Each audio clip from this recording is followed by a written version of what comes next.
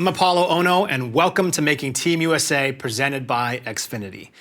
We are now 9 weeks out from the start of the Milano Cortina Winter Games, and this is a new weekly series and I hope provides you with a window into the minds, the sports, and the stories of the athletes looking to join Team USA, the toughest team to make.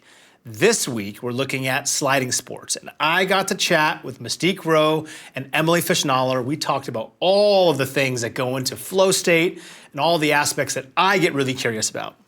Watch it here. Walking like a giant, break the rules so defined. Use caution, caution, caution, caution. We gon' start a ride, I suggest you stay quiet. Use caution, caution. Today I have Mystique Rowe. She is an incredible skeleton athlete.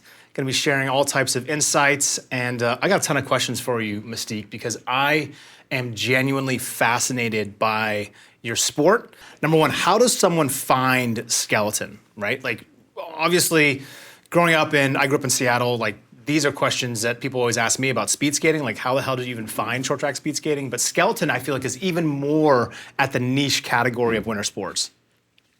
Yeah, for sure. I honestly didn't hear about it till 2010, actually, and I watched the Olympics and I saw bobsled first in skeleton. And I didn't hear about it again until about 2016 when I was in college. And actually, Alana Myers-Taylor sent out an email blast and looking for athletes. And so again, this is bobsled.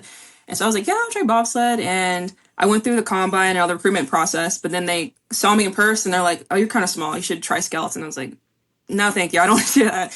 And so that's kind of how I got shifted that direction. And eventually it started to click a little more. But I still really enjoyed bobsled until I saw the amount of logistics part of it. And I was like, okay, skeleton might be the better spot for me. I love it. How long is a typical skeleton race? And I'm assuming every track is slightly different.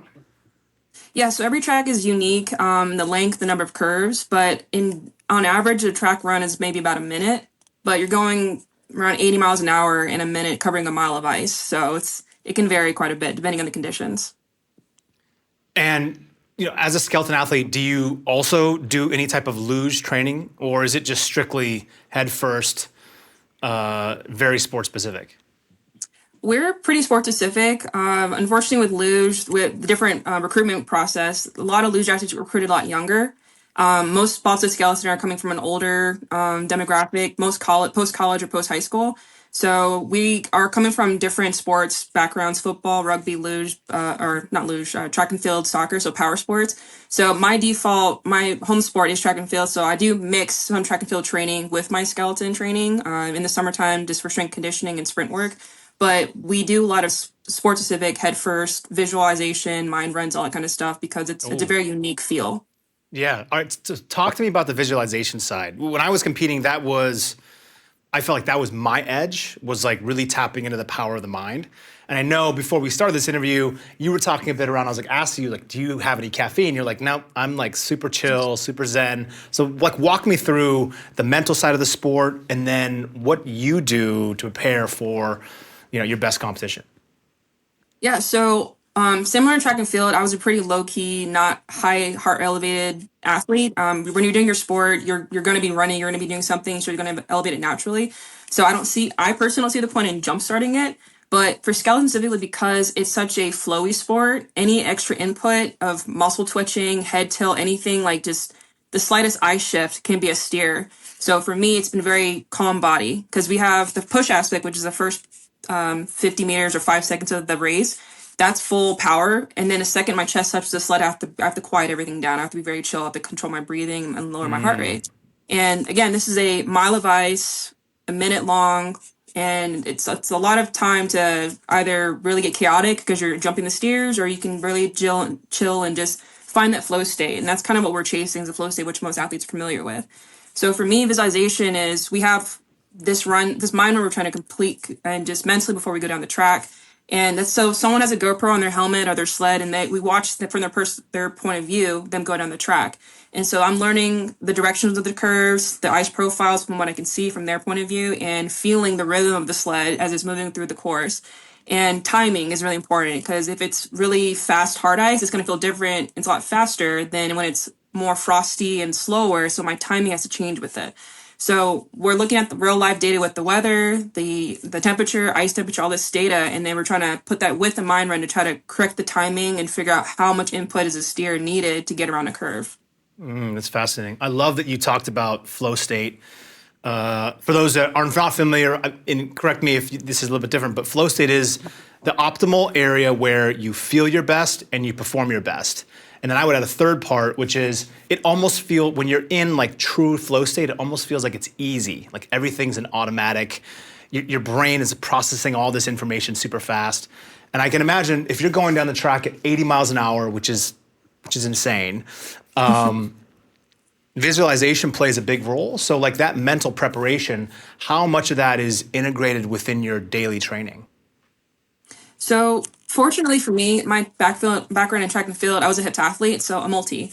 And I have 7 events I have to compete in. And once one event is complete, I have to move on to the next event. No matter what happened, good or bad, ugly, I have to shift gears. And that's similar with the course here. Every curve is a different element, it's a different style. So if I don't have the proper or perfect entry, I have to shut it down because I'm moving down to the next curve. And different from track and field, it's happening in a millisecond. So I have to be on my guard the whole time in that regard. But we're also trying to flow with it, so you can't force it. So you have to set it up and trust. It's a lot of trust falls in this sport.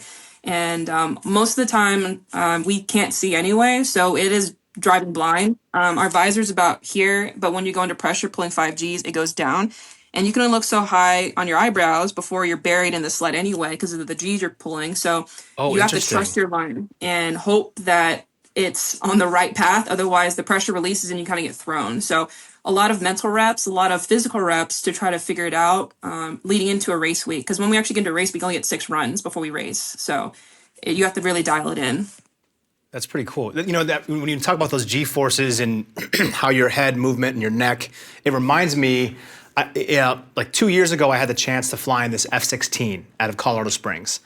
And, you know, you go in these fighter jets, and then, you know, I was paired with someone, and they go 9 Gs, and they teach you this very specific breathing. It's called hook breathing. It's very interesting, where it's like these kind of short, shallow breaths with like you exhale almost like with your teeth clenched. And it's interesting because you have to press all the pressure down into the floor of the cabin of this cockpit so that you don't lose as you're climbing, or, you know, the speed, you don't lose all the blood, and then you basically pass out. Does that happen in skeleton? I wouldn't say we have that necessarily because the 5Gs is very abrupt, not abrupt, it's very short. So it's kind of like a pressure release and we kind of get it back depending where we are. But I think we definitely get that weightless feeling and then drop. So we do get a little bit of whiplash, I guess. So, but not quite enough to put us in that predicament, I think. But now if you get weightless and you go upside down, then you might black out, but it's not quite the same as pulling 9Gs. That's a lot of pressure. Yeah, it was an amazing experience. So talking about your summer training, I'm just naturally curious. So I'm assuming you don't have access to a track every single day of the year. So what do you do? Like in speed skating, we call it dry land training. Basically, we're just doing like speed skating exercises using like what we call a turn belt or something that simulates our turns. Do you have something similar? So I'm based out in Lake Placid, which is sliding headquarters. And for a while, we only had a dry land rails track. So it's kind of like, imagine like a railroad track with a sled on wheels. We push on that. Eventually, a couple years ago, we got this really nice facility at the lodge that has an ice house, which essentially is a way to replicate the push aspect of our sliding. So we can get a lot of reps in there. But that's very sport specific. So to get the cross training aspect with sprints and lifting, we have a great Olympic training center on Lake Placid where we have weight room access, we have access to a track. And honestly, what I've found is my background in origin is track and field. So when I've defaulted to that, I've had better success because it's just my routine. That's what I've been doing for 10 years plus before I got into the sport. So it's just, the difference is my track and field weight doesn't compute with skeleton because it's a gravity sport. So I had to put on quite a bit of weight, which was a process because I'm not a very tall person. So that was a challenge for sure. So it's definitely more time in the weight room. So putting on more weight, I'm assuming the weight room has become like a huge integral part because your short explosive 5-second burst, you said, like in the beginning, is where you generate all that speed. It's really important, so the timing and such. And I know you spend most of your time and you live and train in Lake Placid, which is interesting. That's the place where I first went to. When I was 14 years old, I moved to Lake Placid to train for short track speed skating. So I'm sure you know Lake Placid High School, where that track is about 10 minutes from the Olympic Training Center. I went to school there, and then we trained behind the school in the 1980 hockey rink. That was like how I first entered into the sport. But Lake Placid is like lonely. It's beautiful, but I feel like it's like very lonely, especially in the winter. How do you deal with that? Especially like skeleton, individual sport. I know you got your team, but the mental side of this game is equally as important as the physical side. So just curious how you manage through all these challenges. Yeah, so I was able to move up to Lake Placid post-COVID. Like the bed space opened up, and so I was living in Charlotte, so it's a very different feel from Charlotte. It's much more hustle bustle city, more vibrance, more people, a lot more food options. But I definitely chose Lake Placid just to be in the environment that I needed to focus on the sport. There's definitely moments where I got to go to the next town over to get some food, but fortunately in the wintertime, we're mostly in Europe anyway. So I'm in Europe predominantly the whole season, and then it's mostly the summertime. So summers we get a lot of our other sports that come in, rhythmic gymnastics. We've had wheelchair basketball come through, or canoe kayak. So I definitely just meet a lot more athletes than I would have probably been exposed to if I was just training on my own in Charlotte. But it's kind of the trade-off. Like I know I'm not getting the city vibe from Charlotte that I'm used to, or when I went to college as well. But it's definitely helped me focus a lot more. So that's the good trade-off that I can mentally tell myself when it does get a little cumbersome, because I'm like, this is very remote and not my ideal scenario. But it's definitely paid off because it's allowed me to remove a lot of distractions that I would have had elsewhere. Yeah, that's well said. The games are obviously very close, and this is what you've been training for. And I'm curious, every athlete has their own path and kind of feelings of why and how they want this to play out. For you, I want to know two things. One, what would it feel like to represent and compete in Cortina? And then two, what do you think it'll take for you to do that? Representing myself, my country, my family is cliche. It'd be the dream. It'd be something that, like, I think an athlete's version of the American dream. When you do a sport that is, you literally got to pull yourself by the bootstraps and you got to figure it out. And there can be resources, there could be not, but at some point you got to figure out yourself to figure out what works for you, which kind of segues into the second part. And what I found is from the beginning, it's not easy. It's a niche sport. The resources are very limited, and exposure is tough in general. So I joined the sport just over 9 years ago, and so my visibility and understanding of the sport was very limited. So therefore, the rest of the world wasn't going to know about it and my journey. So a lot of it is just finding my way, doing things that worked for me. And I think over time, it's been rewarded with getting the results that we wanted. And so I think over time, some people have noticed, like, oh, this is unique. It's very different than the way we have been doing things in the past, but it's current.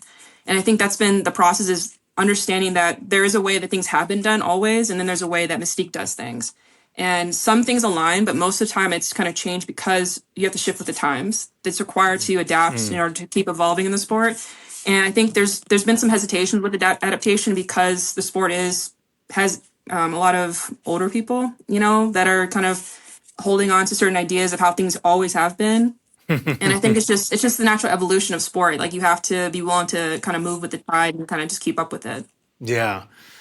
I can relate to that. I think every sport faces those challenges. You have typically a group of people who are a part of a sport, especially like in these smaller sports, right? Whether it's luge or skeleton, bobsled, speed skating. These are, like, I would say, non-traditional American sports, right? Especially winter sports. And typically there's someone who competed in the 70s and 80s and 90s and 2000s who then goes on to be coach or program director. And again, like you said, they have their own version of what they believe it takes to win. And while I think there's a lot of value there, I love what you said, which I think is really important for people who are listening to this. You have to do the best for what Mystique does and the Mystique way. I think there's a lot of strength and power in that statement. That there's a lot of things, especially when someone's coming up through the ranks in sport, where we try to emulate or copy or do what someone else did. which is great, I think, when you're in the learning phase. And then eventually you need to take from those life lessons and those skill sets from the other athletes around you and then develop your own path, because your own natural strengths are unique to you as the individual. So I was very happy to hear you say that. That's like it's a very mature thing to say in sports, right? Where a lot of times we look to others who are performing well consistently, or we look to people who are consistently winning and we say, I need to do it like them. And while there may be some traits or techniques that we can draw from that, at the end of the day, our own path is our own path, and we need to have a kind of rooted confidence in that way. So I love that you said that. All right, and the question that I really wanted to hear from you is, like, your perfect race, your perfect run, what does that look like? Just like walk. So imagine Apollo's brain is 15 years old. You don't have to imagine that much, but let's just pretend it is, okay? So my small brain, very small brain, SMOL, is the following. So just help me understand, like, what does it feel like to do skeleton? Because when we watch on television, it looks like it looks impossible. And I've seen it live, and this is literally what it looks like. You're standing there. I've been waiting for an hour to see my friend race, which is you, and all of a sudden it's like this. I'm like, that was amazing, right? Yeah. So sometimes it's actually better to watch this thing on TV. I mean, yes, being there in person, but walk me through, what does it feel like to someone who has never gone down? I mean, I used to go down on a sled when I was like 12, right? That's like the extent. So I'm going 4 miles an hour, but you're going 80. So like, walk us through, like, what does it feel like? So for me, I'm very particular. Like, we have our race draw, and we get your rank is let's say I'm number 7. And we know the number of minutes that's between each person before the next person goes. So I'll count work backwards from when I'm supposed to go. And I have it down to the minute that I put my spikes on, that I put my speed suit on, that I tie my laces, and when I put my mouth guard in, when the hood comes up, and when I walk out. So because I've created that rhythm, for me, it's seamless. That's the initial of my flow state. And then obviously when I get to the line, my coach gave me the countdown, 45, 30, and that's when certain things come off and I'm getting ready to go. My brain, I'm not gonna say there's nothing in there, but it's very level. It's almost like a low fire burn in a fireplace. It's on, but nothing's stimulating it. And then the moment he hands me the sled and I click my feet on the block, I get in position, everything's activated core, I engage the arm. And again, this is just me physically cueing because my body's already doing it. It's just my mental checklist, 1, 2, 3, and then I go.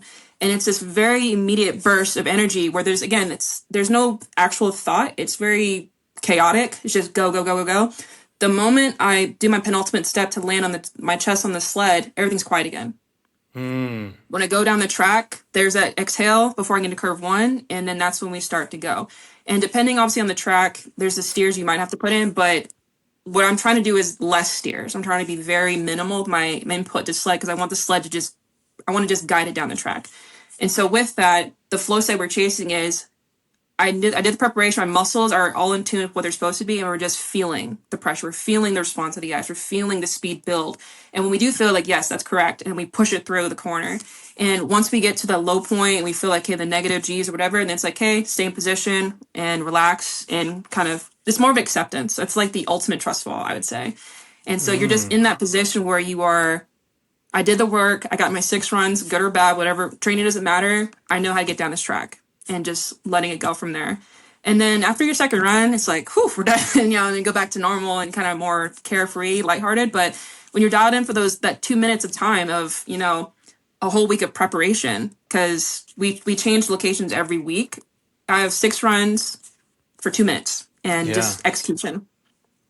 Yeah, I think people maybe don't realize the importance of that routine, right? So you've got a 4-8 year period where you're dedicating every hour of every day for this 60-second, approximate race or so, 2 minutes of time that needs to be so repeatable, so consistent, and near perfect, regardless of whether you've been traveling or you're sick or you're not peaked or there's like some equipment difference that's different or something that changes, which, as you know, like every time you prepare for something at a competition, there's always like some kind of weird variable that happens and you're like, this has never actually happened before, and you have to adapt on the fly.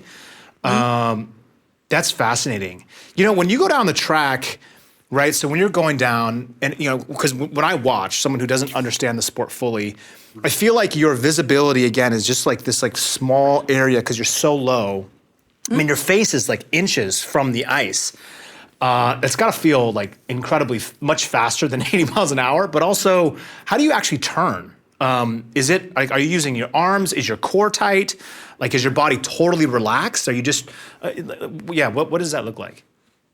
So this is kind of like a kid song we like to go through, like head, shoulders, knees, and toes. It's the dance on the whole way. Nice. Okay. And so in some ways, like it's very simple like that, but sometimes you'll hear people say like banana or being very serpentine because you're just trying to keep all 4 points of contact, the shoulders and the knees.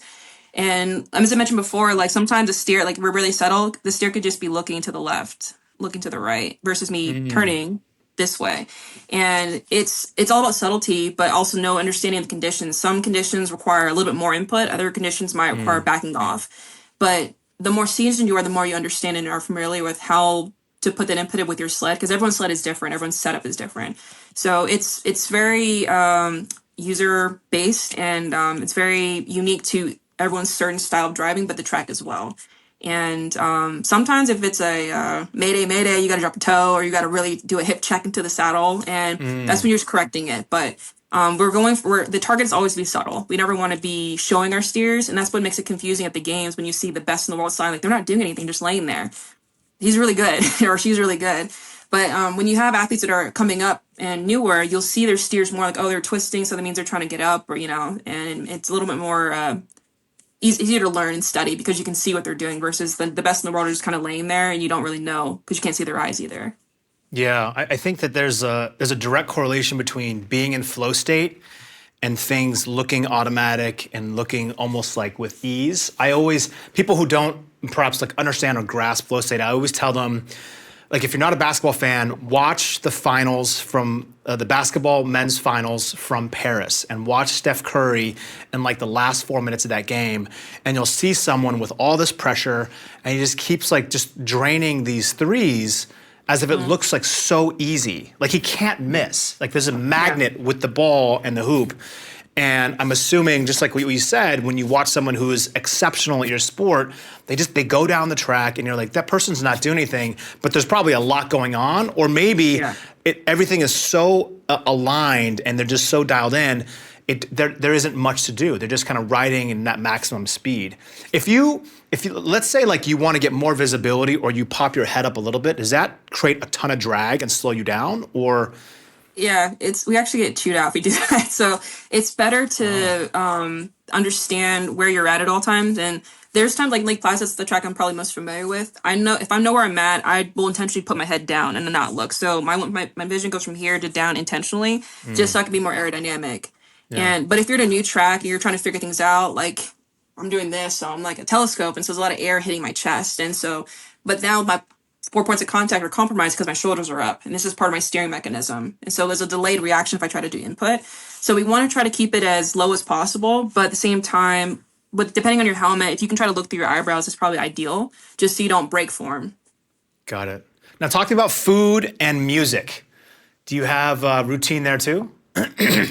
I'm a strong advocate for girl dinner. I do a lot of that, and when I'm on tour, I definitely try to do a little more bounce because it's more demanding being at the track. So people are going to be upset. We're in Europe quite a bit for the season. I cook a lot of Asian style food just because that's what I'm more familiar with.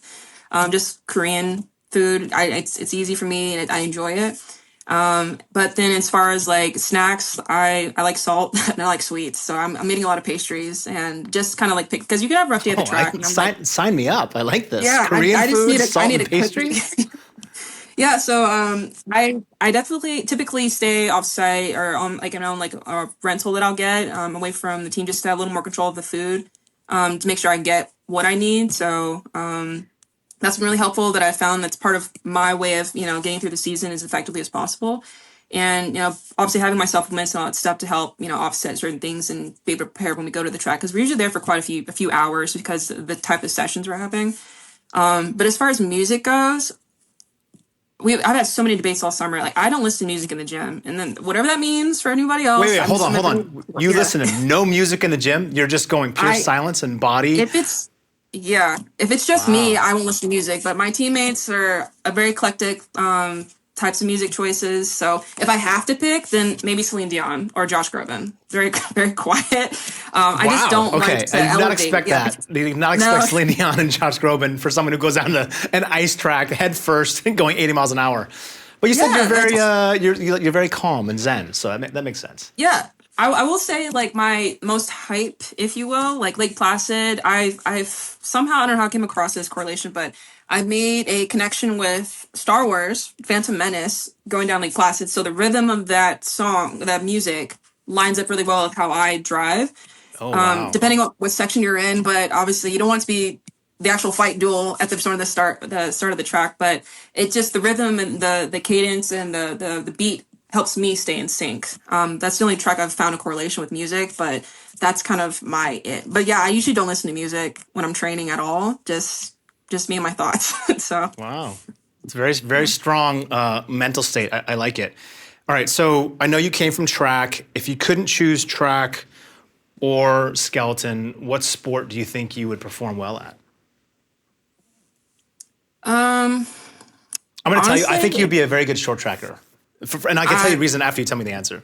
I'm glad you said that because that's what I would have picked. I would have picked speed skating, honestly. Yeah. And it's 2010 actually. So like I started watching the Olympics 2008, and track and field was really cool, and Carmelina Jeter, Alison Felix, cool. And then I saw track, and the crew was going. I was like, oh, that's really cool. So that's when I was like begging my parents for rollerblades. I was like, I have to have some rollerblades. So I would be in the cul-de-sac just doing laps. And unfortunately, in Virginia, where I was living, there's no speed skating of any kind. So it was just it was a cool thing to do. I didn't even know anything about Utah or anything like that because I was a lot younger. But between that and badminton, those are my two picks, honestly. Wow, that's very funny because those are the same.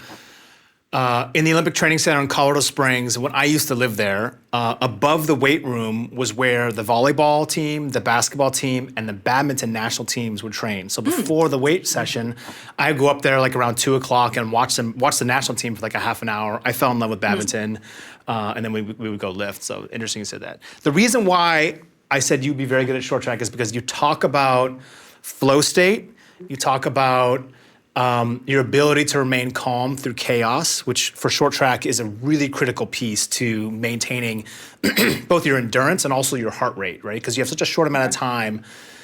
And when you're too, stimulated, you're basically wasting tons of energy and your body gets tight. And in short track, these athletes are performing around these corners and we don't go nearly as fast as you, but the more relaxed you are, actually, the faster you go. So I call it loosening the grip, right? Your body has all this incredible muscle memory. You've done all the thousands of hours of training. And then when you get out there, it's a combination of strategy, placement, and then relaxation from the waist up.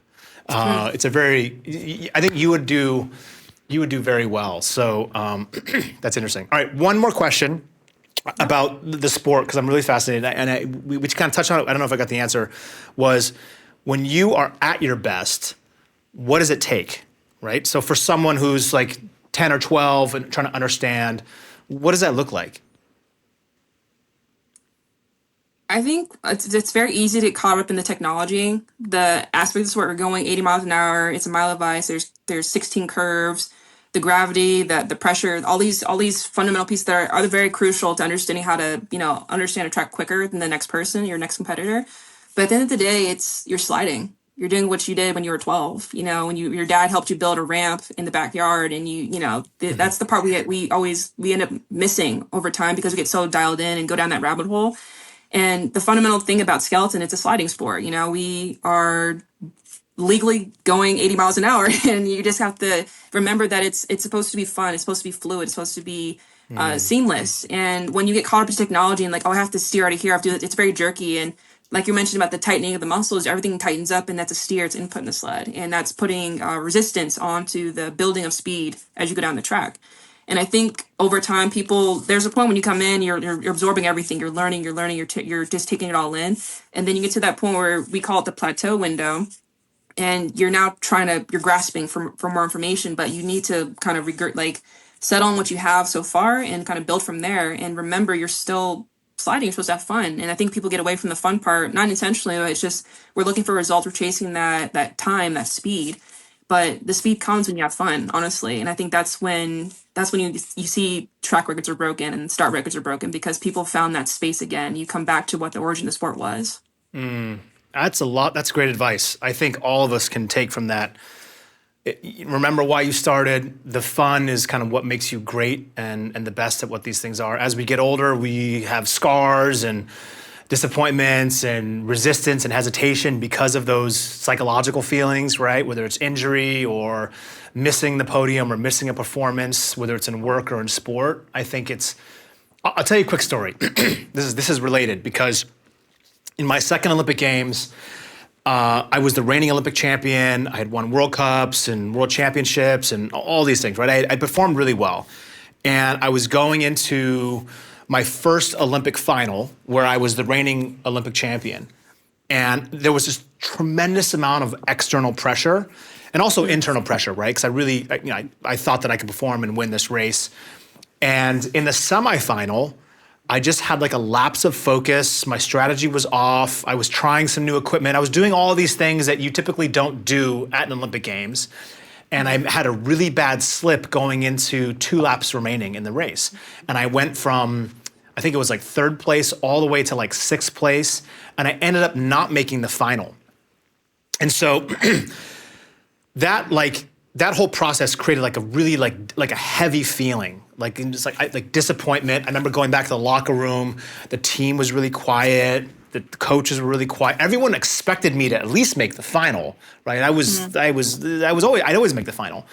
And then so you fast forward to the next race in 1,000 meters, and I had this like weird epiphany and dream 2 days before the final. This is the men's 1,000 meters, and I saw the race strategy play out, and I attacked and made a move into first place with 2 laps remaining, and I ended up winning the race.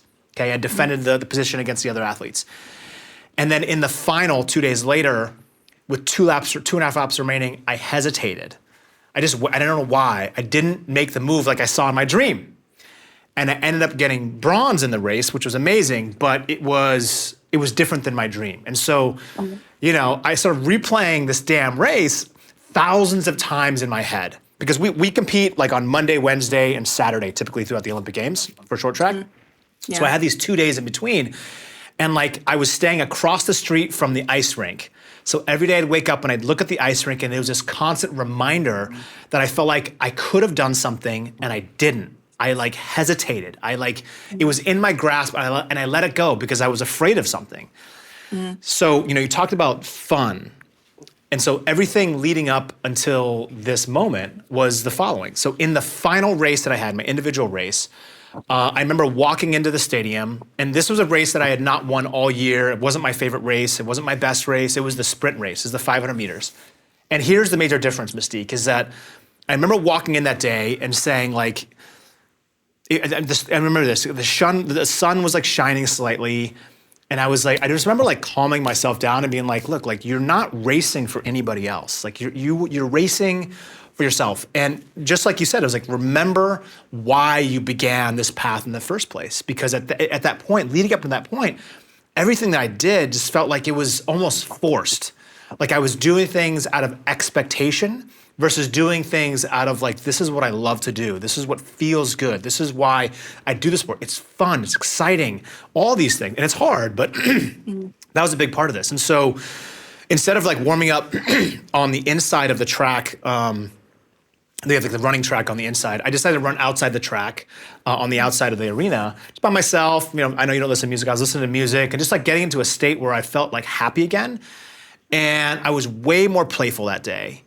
And I ended up winning, I won gold. I had like what I would call like my perfect race, right? And so I correlate all of that with sometimes we get so far away from the main thing. And the main thing still, at the most simplistic way, as we get older, is like that childlike play quality that sometimes gets trained out of us because of life. Man, that's like Thank you for reminding me. That's like a really good reminder for all things. Even as I'm retired now 15 years, it's a really good reminder. I hope you never lose sight of that, because at the end of the day, these are like truly irreplaceable moments. Like I look back at my career in Mystique and I'm just like, man, this was like, I don't know. Number one, I don't know how the hell I did that type of training for that long. I don't know how the hell I was that focused, but I really miss it. I mean, there's just something very special. Even those like solemn, quiet times, whether it's in Lake Placid or Marquette, Michigan, or Calgary or Vancouver or Salt Lake City or Park City. Just these are like, or even you're in Europe, right? I know you're going to be in Europe all the way leading up into the games.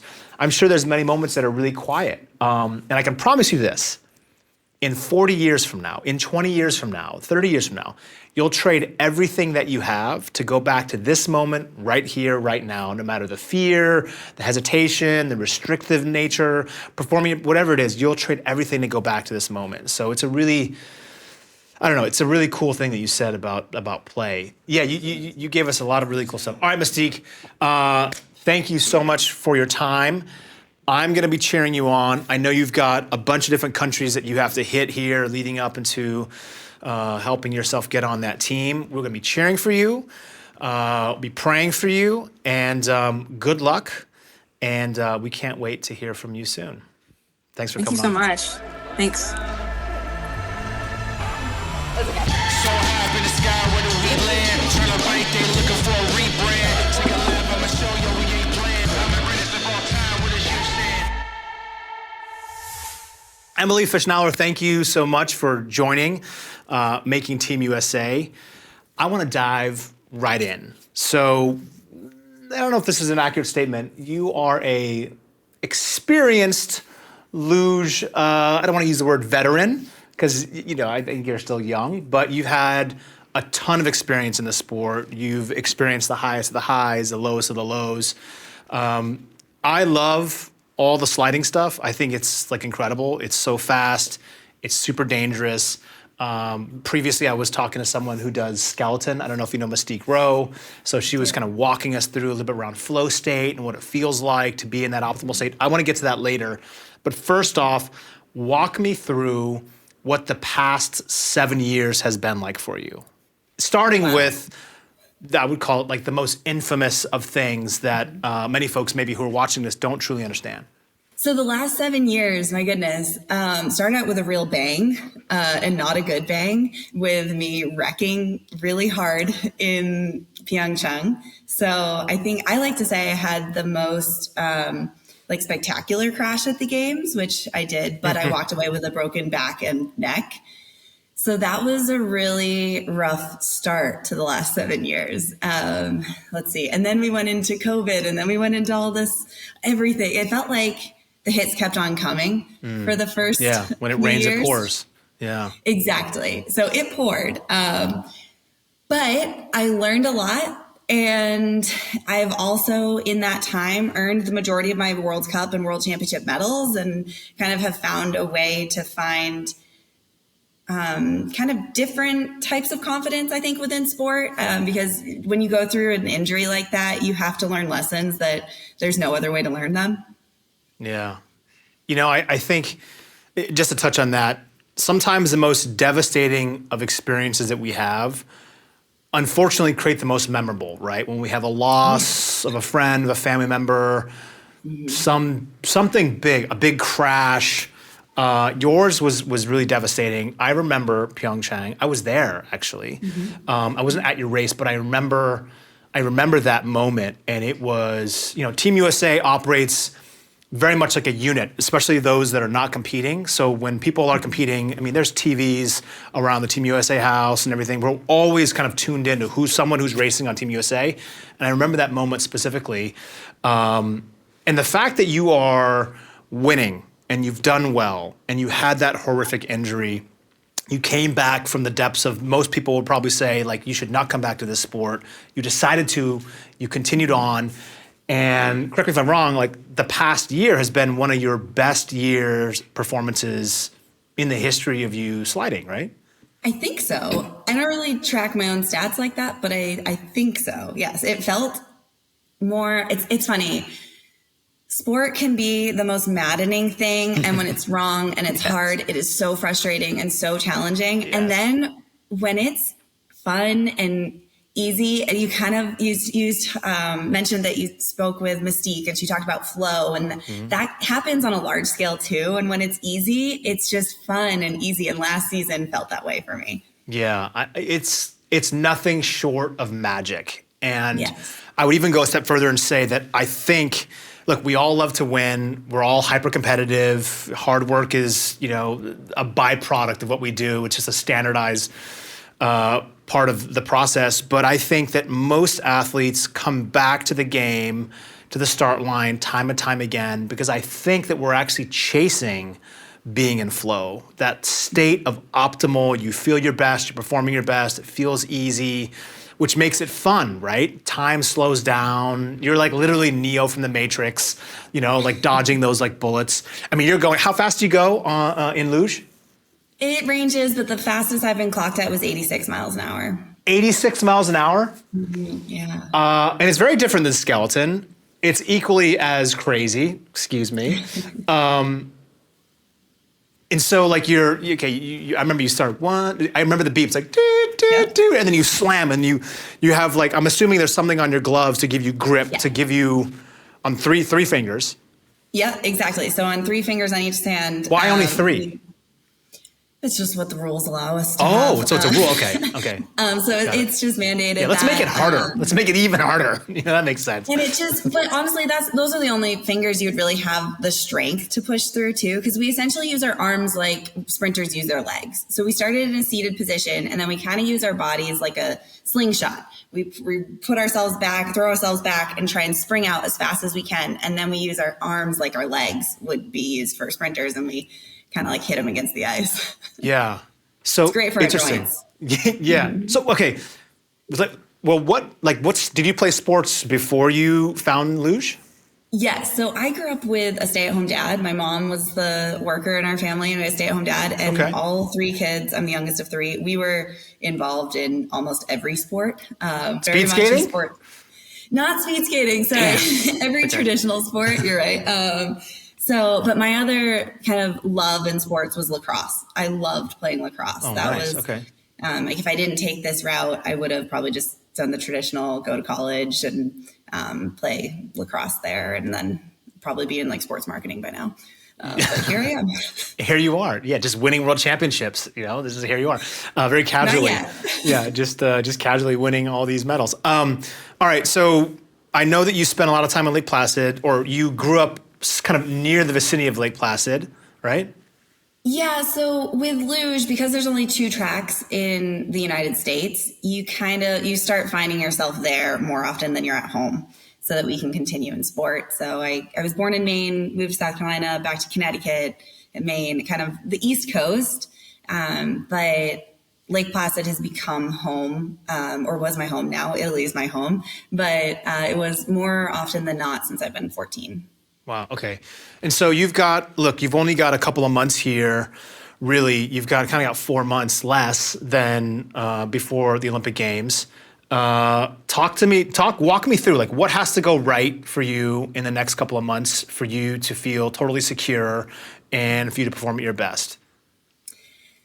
I think that, not a lot externally has to go right, because anyone who's been through Olympic cycles knows that chaos happens and tends to happen on Olympic year. We're living that right now within my sport. We just tried to homologate a track where our first World Cup was supposed to be at, and that did not pass homologation. So now we have a new... Wait, sorry, you didn't pass what? I don't even know what that is. What is that? Sorry, homologation. So we have strict rules within the sliding sports because they can tend to lead to some dangerous crashes. Whenever changes on a track or a new track is built, or whenever that's done, we need to have a group of athletes slide and basically pass a safety check to homologate and prove that it is safe and it could just call it a safety check. Got it. Homologate. That makes sense. Yes. Okay. And, so this track just didn't pass. It didn't pass. It's that unfit. was 2 days ago. Yeah. Yeah. So we have a new World Cup schedule, which is a part of our qualification process. But I'm not freaking out because I feel like things like this always happen. Isn't that funny? Like, isn't that funny? Like, everything could be going smooth. As soon as Olympic year, the universe is like, oh, you think you're in control? And it just like reminds you very quickly that every single thing that you can't think of that will go wrong will go wrong. 100%. That's why writing and creating policies for making the team is so complicated. So we had emails about that today too. But anyways, that's not important. But it's funny. We do try to, we tried to warn our younger teammates too this summer, like, guys, have the proactive conversations. It tends to get a little crazy. We just need to remember that we're one team. And when we all encourage each other and we do better and we cheer each other on the way that we like to be cheered on, it really just makes us stronger as a team. And that's what we need to pay attention to. And a few of the younger ones were like, so what happens? And then here we are. Chaos ensues. But for me, it's just about being comfortable. My biggest vulnerability is my body. Post crash, my neck is still pretty slow to fire in a quadrant of it, which means that it holds a lot of the stress in the other ones. And so I have to monitor that. Your left side doesn't, like the muscle doesn't fire appropriately. It doesn't like to fire very well. So that's why I have these funky training tools to kind of train my neck muscles as much as possible. But sliding is really hard to replicate, kind of the forces that we experience. So that's my biggest vulnerability. But we're taking the proper steps to kind of mitigate that and just be ahead of not taking too many runs, being smart about which tracks I'm sliding on and which tracks I can avoid and things like that. Yeah.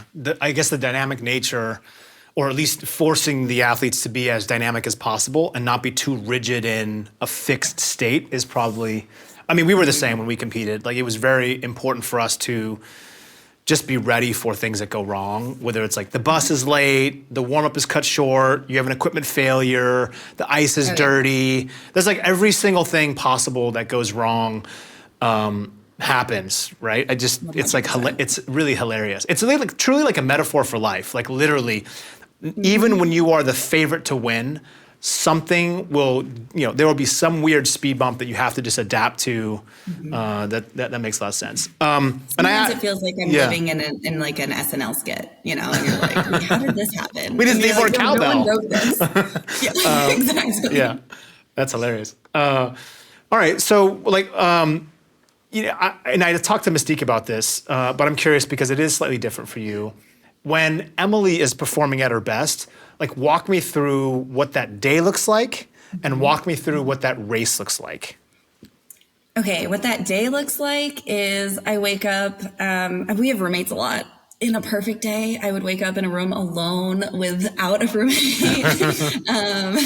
But that's fine. We're used to it. And then I would just start with some happy music, just get my mood right. I'd make sure that I have food. What is happy music? Because I just talked to Mystique, and her happy music is Celine Dion and Josh Groban. And I'm like, you go head first down an ice track at 80 miles an hour. Like, how is that? It's insane. Yeah. It kind of tracks for her, though. It works. Really? Okay. For me. Yeah, it doesn't track for me. For me, gosh, what is my happy music? A lot of Taylor Swift. I'm pretty basic. Taylor Swift? Oh, all right. Yeah.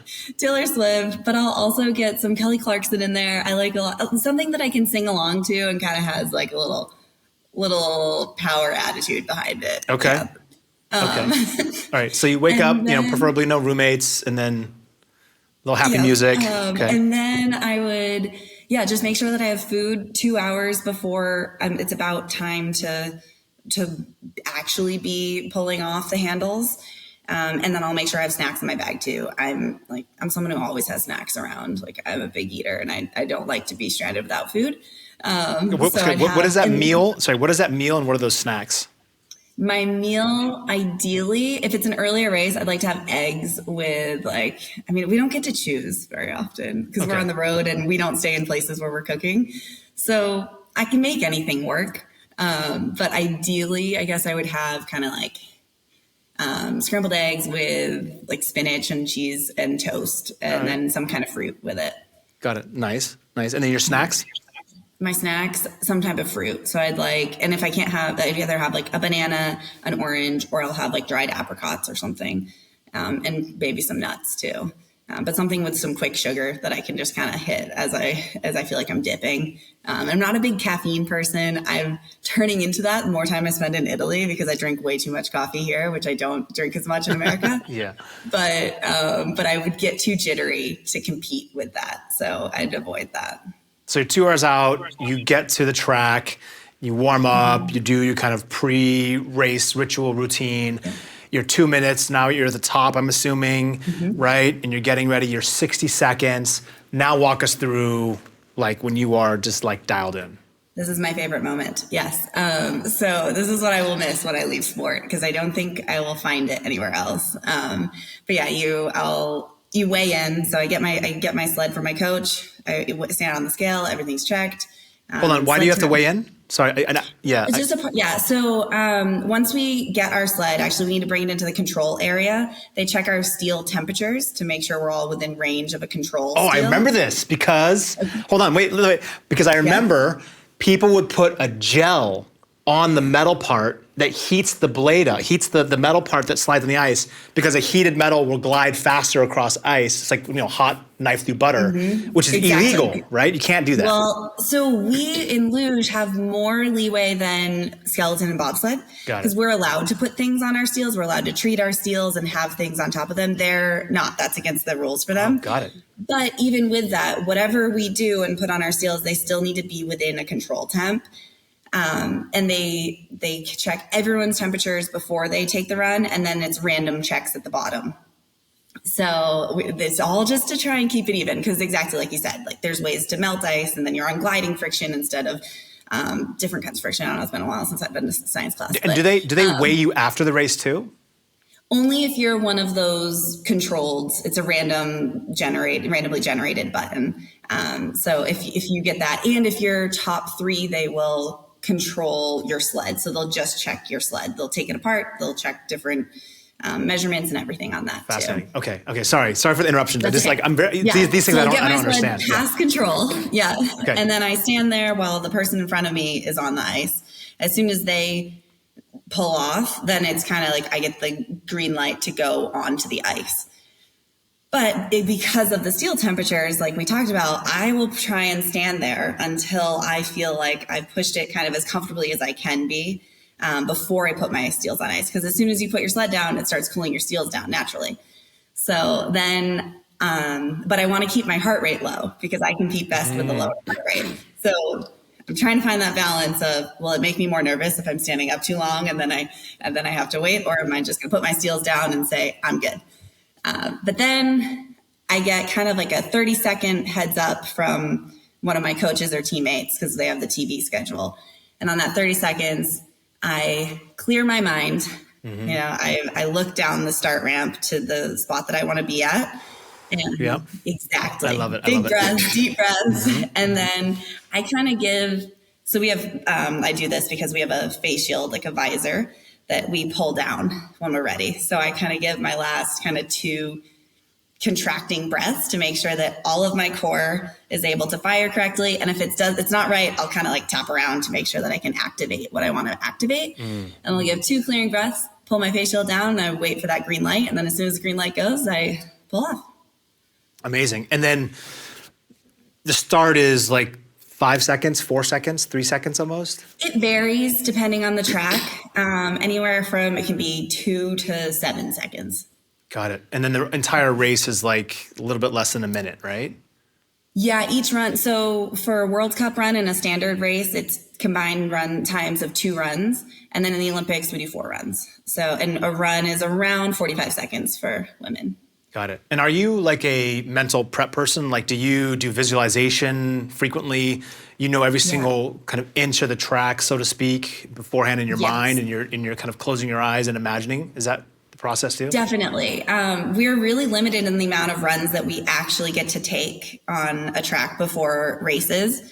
So it's usually around 6 runs before a World Cup, and that's not that much time actually on the sled and going through. So we do a lot of visualization, a lot of just closing your eyes and just going through it. This is what I look like when I do it.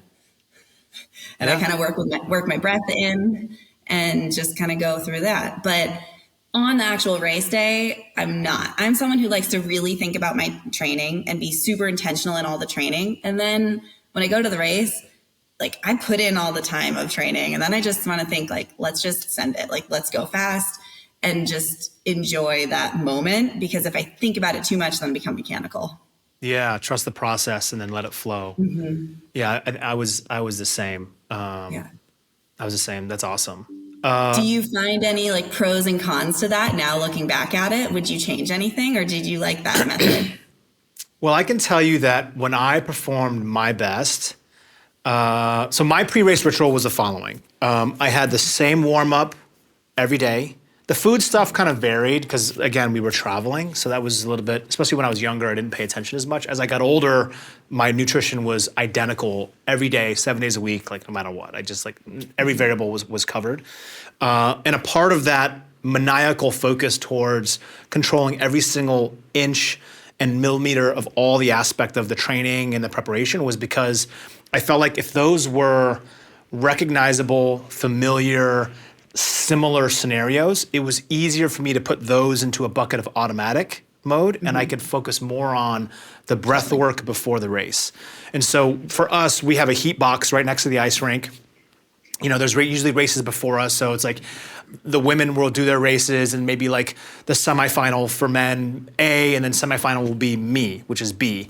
And so my best races were, I would sit in the heat box, let's call it like 2 to 4 minutes before, and I'm just, I've got all my gear on, I've done all the visualization, usually the night before and a little bit of the day of, around what it feels like to perform my best. And then from there, it's all about like just dropping my heart rate as low as possible and getting into the state where I'm almost in like a trance. It's super cool. So like I'm sure you're familiar with this.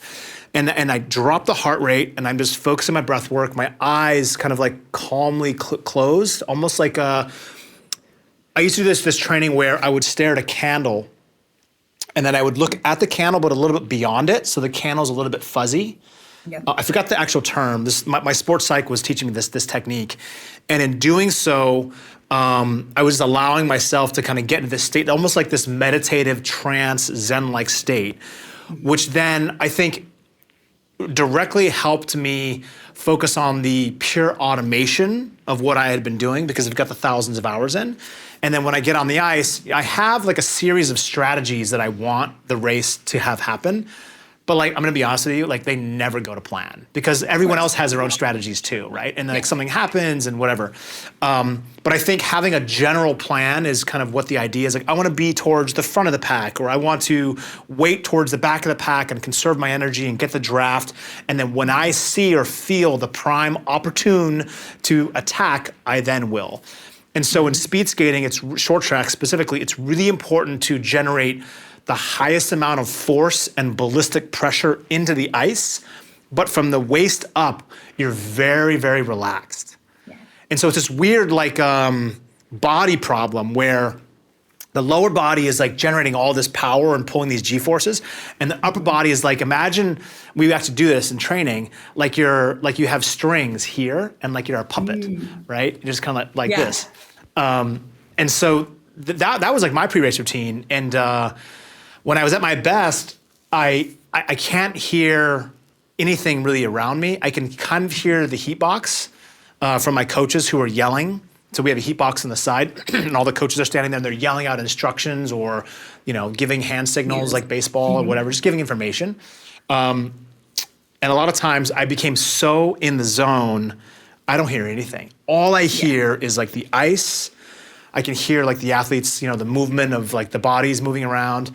And then what's really cool is like time literally feels like it's slowing down. And it's just perceptual, right? Obviously time's not slowing down, but right. I think. But it's the same. There's so many similarities. It's ridiculous. Same thing with right? Like part of your body needs to be completely relaxed. We're the shock absorbers on the sled. So you're trying to absorb everything here, but then when you need to push through all the pressures, you need to crank that sled, and you are using your body to kind of twist that, but you also need to absorb everything. Yeah.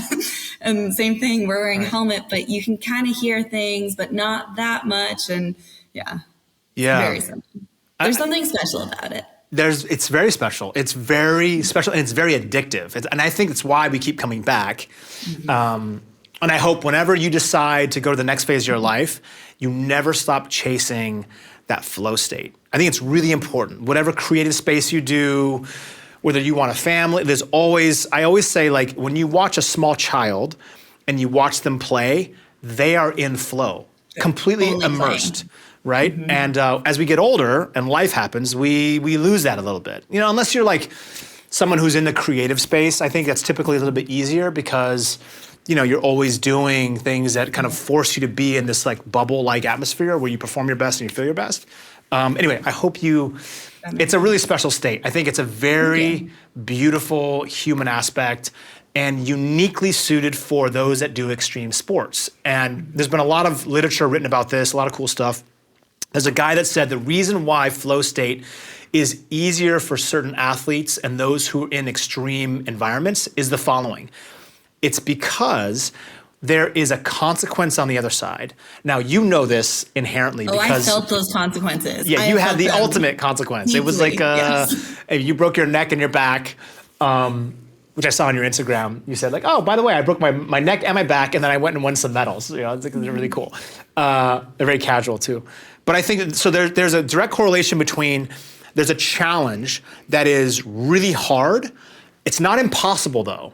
I think this is really important for people to listen, those who are listening on this conversation, is that your goal has to be hard enough to where there's friction, to where it forces you to kind of stretch and grow and do something that's not too easy. But it has to be somewhat attainable. You have to believe it is attainable. And then the consequence has to be something that you care about enough, whether it's by physical injury like you experienced, or you want or positive outcome, or you really want to win or whatever, right? But there's always some consequence that is important to you as in the driver's seat. And that is the best place to get into the flow. Yes. And that process of like, okay, it feels like a huge jump. How do we break that down and make it manageable? How to get there step by step? And that's the process that I love and that keeps me being an athlete for as long as I've been. Do you do any self-talk like when you are leading up into your run? I do. I think here's the challenge that I haven't quite figured out yet. I've won one World Cup race, my best result, and honestly, my best performance was when I was actually really angry. And because I had just messed up in the race before. It was in the same day. It was a very quick turnaround. I can relate to this. I had just missed an opportunity that was so possible and doable. Like it was there, and I had made a mistake, and I came back, and there was no time to process it. Right? It was a couple hours later. I'm racing again, and I came out angry. And pissed. I'm not a very angry person. There's no Taylor Swift music at this point. It is just, it was me inside my brain just being like, you messed that up. Like, so it was not positive self-talk. It was not great. And I just came out and I had so much fire, and that fire translated well, but I didn't enjoy it. I actually, like, my niece would say we don't say the word hate right now, but I hated it. Like, I really did not enjoy it. And I won, and it didn't feel good. But I tried. That's kind of like an outlier for me, though. Most of my races that I've competed and I've done well at, it's just, I have that talk of, okay, you've got this, like, there's a few things, 2 to 3 things that I'm actively thinking about in the run, you know, like one thing for my start that I want to think about. And then maybe 1 or 2 spots on the track that I've had challenges with, and I have my plan that I'm thinking about. And then outside of that, I just really allow myself to do it. But the self-talk, I think my natural state is after I make a mistake to just kind of get on myself. But that also leads to some type of freedom sometimes too. So we're all just trying to find our way through it. I don't know if there's a right or wrong answer here, but no, this is like this is all very personal. This is like your personal experience. There was a guy on our team, I won't name names, in one of the Olympics where if he did not perform in a very, I would say, aggressive, angry state, he was like level 7 out of 10. When he performed angry, this guy would perform out of his head. It was incredible. He was like, he would beat people. He would perform so well that our assistant coach would try to find ways to get in his head. Michael Jordan did this, by the way. Michael Jordan would falsely create enemies with friends that he has and scenarios before he goes and competes, just so he can get in that state and make it personal. Right. Like everything, he takes everything against personally. my character, so I don't Yeah. I can't do it to someone else, but it just so happened to happen within myself that day, right? Like I was upset at myself. Yeah, you tasted the other side. Yeah, I get it. Yeah, but it's just, I don't know. It's an interesting thing to think about. But in general, my self-talk is very focused about kind of what needs to be done. And then it's kind of like reassuring, like, okay, you got this. Okay, boom, next thing. Okay, breathe. Okay, there's a lot of that in my head.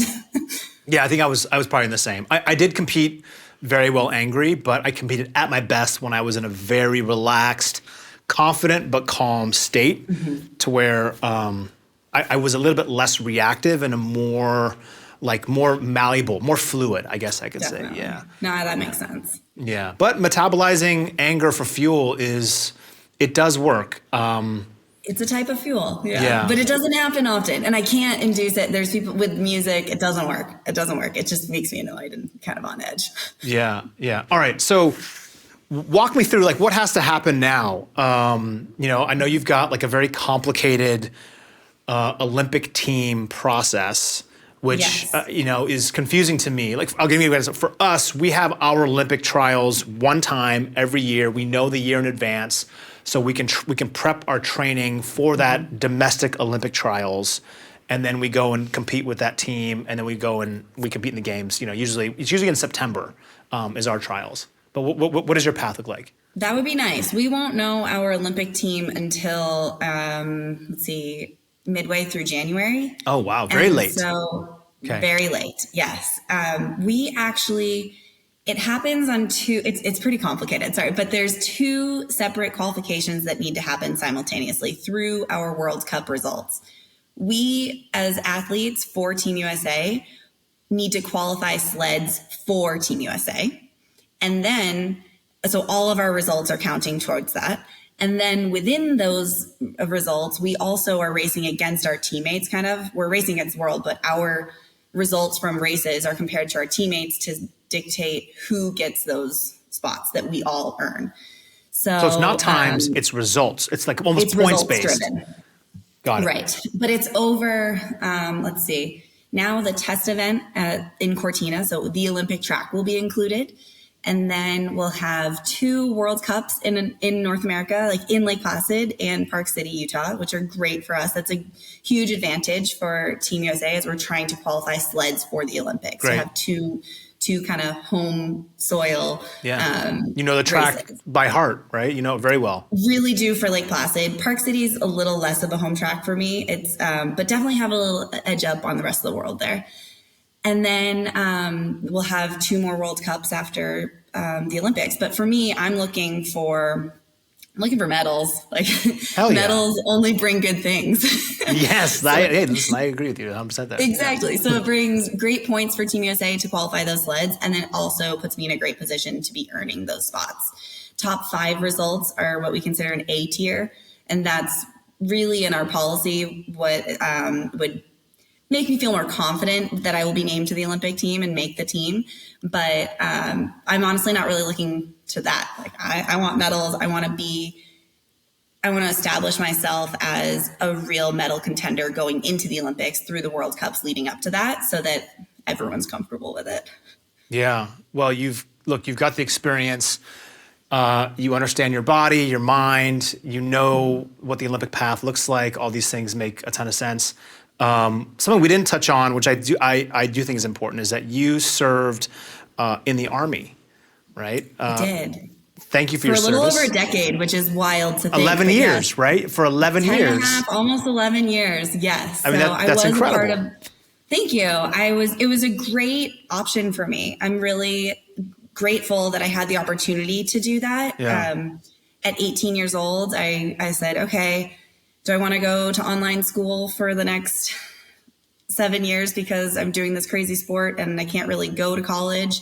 Or do I want to look at a different opportunity? And one of those was joining the Army and the National Guard first. And then I went active duty and kind of served in both over the 10 years, but it was a great thing for me. It opened my eyes up to a different world because the Army is a different world. I did not grow up in a military family, so it was a lot to learn and grow within. And I've grown up with USA kind of on me or around me, so to also be a part of that was another really honor for me. Yeah, it's really cool. I didn't serve in any kind of armed forces in any capacity, but my first taste of going from me to we was when my first Olympic Games was in 2002 in Salt Lake City. And this was like it was very powerful games, post 9/11, country was very volatile, uncertain environment. I had never gone to an Olympic Games, so I was like a deer in headlights. And I still remember the opening ceremony moment. Me too. That's immediately what popped into my mind. Right? The image of the flag being walked in. The flag being walked in. There was like special forces on rooftops, and it was a really powerful time where I always say I was 19 or 18 or 19 going on 15, but it was the first time I really felt like this. We could be an individual sport, but I was like, man, this is so much bigger than just using the word me, and this really is reflective of the entire American fan base that wants to see these Olympic athletes perform at their best because it represents the best of us. Win, lose, or draw, it doesn't matter. It helps us and the next generation remind what's possible. You get back up. I mean, your story is very remarkable. Like 2018. Well, thank you. But I'm a sucker. Like I have goosebumps hearing you talk about, not me, the other stuff. But it is, I mean, that's my favorite thing about the Olympics. It's seeing what is possible, what people can push through, what people can overcome, and like physically and emotionally, right? It's all together. What people can physically train their bodies to do is wild. And then also we come with a lot of baggage. So we love those medallions. Yeah. I was thinking the emotional baggage, but yes. But yeah, I just think that there's a special world that lives in these little sport bubbles where there's so many highs and lows. And I hope that I've done well by Team USA in that world. I think that it's something that I've been super proud of to represent. And I'm just looking forward to hopefully add some hardware to that on the big stage and work towards that. Well, I think you are well on your way. It's very clear you are destined for high performance. You've done it many times over. The Olympic Games are unlike anything else that you have experienced, and your life is changing and molding or becoming new versions of ourselves all the time.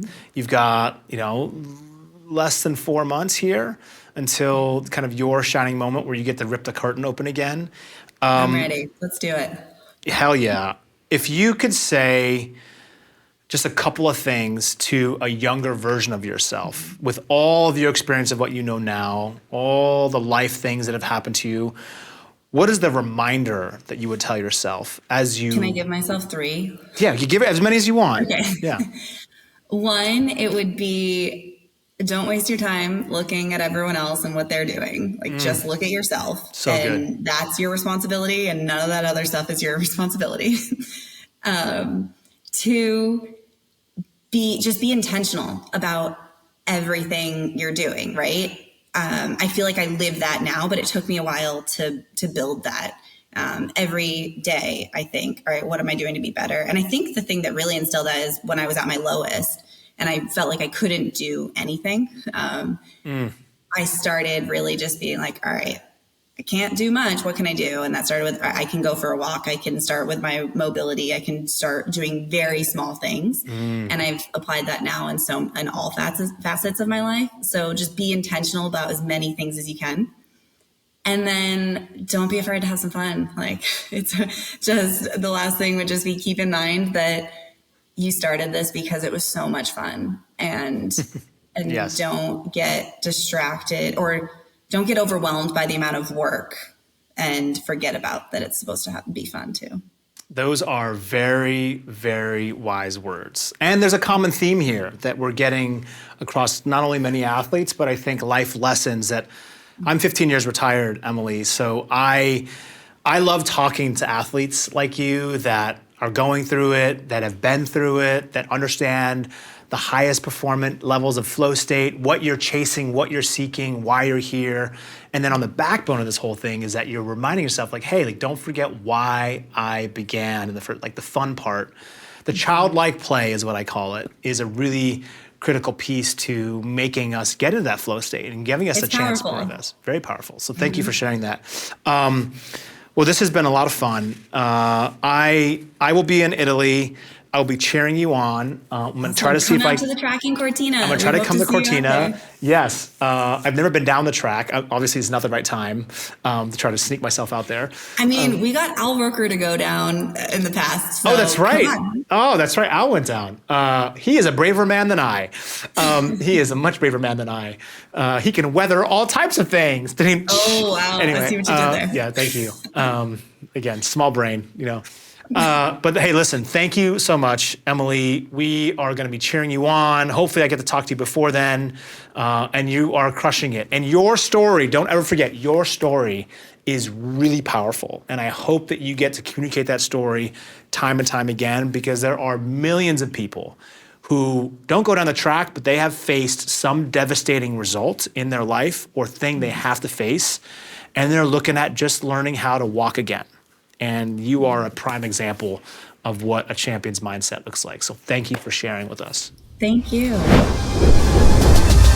This is the stuff that I love to talk about fellow athletes about. The mind, the body, the preparation, the routine, flow state, all the challenges we face as athletes. This to me is the good stuff. This is why we watch sports. I hope you guys enjoyed it.